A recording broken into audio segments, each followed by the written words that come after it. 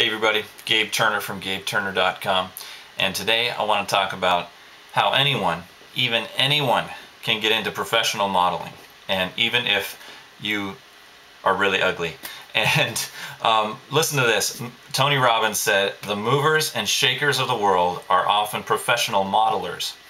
People who have mastered the art of learning everything they can by following other people's experiences rather than their own." Now, I just love that. It's so I love reading Tony because he just breaks it down to the essential stuff and about success and in anything you're trying to be successful in. And I just love that. He is a great example of that because he will take a subject that he wants to get better at, and he will just find the best person in that area. Of course, he can find anyone and like that, those things, because he's Tony Robbins. But he goes and talks at length and like for days, or spends a weekend with like the expert in relationships or the expert in different sorts of things, copywriting, internet marketing, and then he will kind of just have them download what the top essential things are in that field, and then he'll go pound the pavement and do the work to get good at those things. And Tim Ferriss is another example of that. Well, I saw this thing with modeling. When I saw that quote, I was like, yeah, that's so right. That's exactly what I did when I was really pursuing music. I was playing sax. I went to Berklee College of Music, and I was pursuing it with all that I was. And one of the greatest things you can do to get good at an instrument is by copying the greats. So like in jazz, of course, or in any style, you like for instance, I love Dexter Gordon. He's like my favorite sax player, tenor sax player, and so I would listen to I'd pick a song and a solo that he did, and I would isolate that solo, take it, and this was back, man, I wish we had like digital stuff back then, but I just had a CD player. I'd be rewinding, fast forwarding, pausing, and I would just take 2 seconds at a time. I would go, he might go da da da da da, and I would pause it, and I would try to make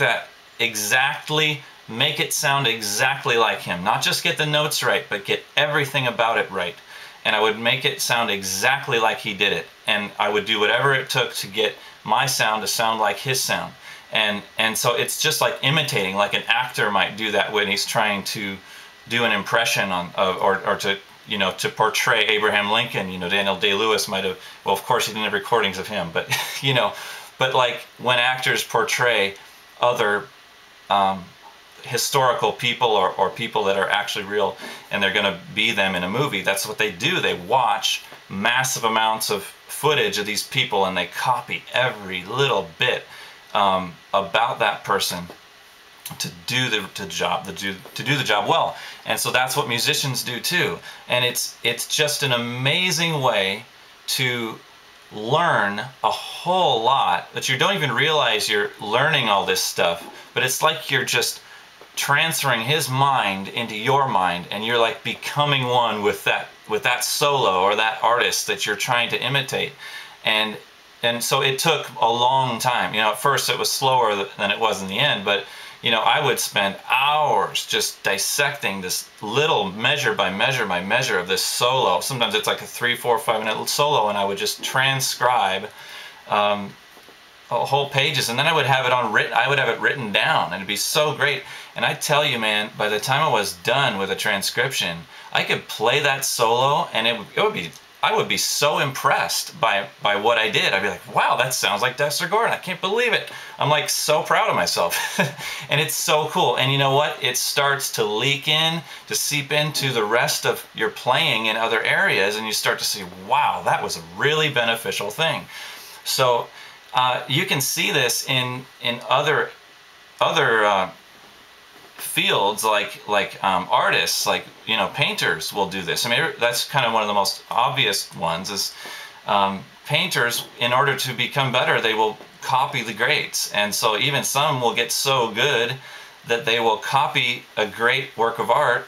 And maybe it's only in the movies, but then they'll go into a museum and steal steal the original and replace it with the fake, you know, but the fake is so good that only an expert can tell. And that's the level we're talking about. It's meticulous attention to detail, modeling exactly what the great did. And so let's see what else I have in my notes. Yeah, it starts slow and it's kind of annoying at first, but stick with it. It will get faster and you will see results with this, no matter what you're trying to do. And I mean, sports people will do this. They study a golf swing, Tiger Woods golf swing, or they'll study the way a quarterback throws the ball, and they watch the videos and they rewind and they fast forward and they rewind and they copy exactly what those guys do. And then, you know, you model what they do in their lives. You know, well, they lift weights. This is their workout routine. Okay, I'm going to do that. You know, or, you know, it's all this stuff. And then another thing in the make money online world, the internet marketing world, copywriting is a big part of it. And I've just been getting more and more into copywriting and that whole world. And Gary Halbert is a great example. He always recommended, he's passed, but he recommended to copy awesome advertising copy by longhand.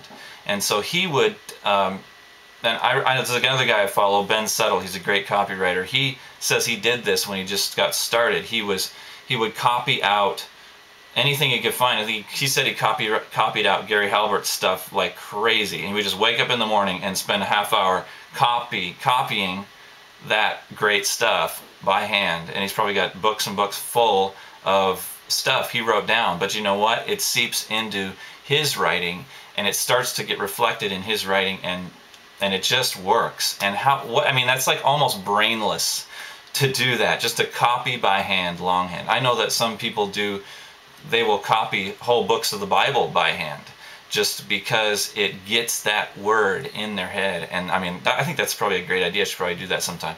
But man, it just kind of forces you to focus your mind in a way that you didn't before.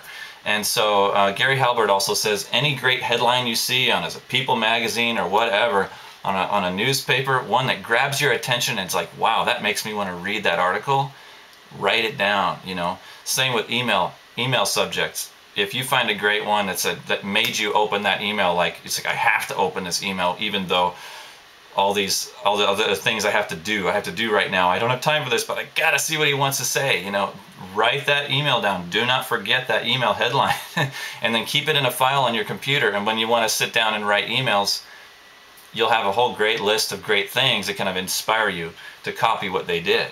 So if you want to check out more about Gary Halbert, go to thegaryhalbertletter.com, and you'll see a lot of great stuff to copy. And this just improves your communication skills in general. It's just great. I mean, your speaking skills, your communication skills, your sales skills, all of this stuff is just great.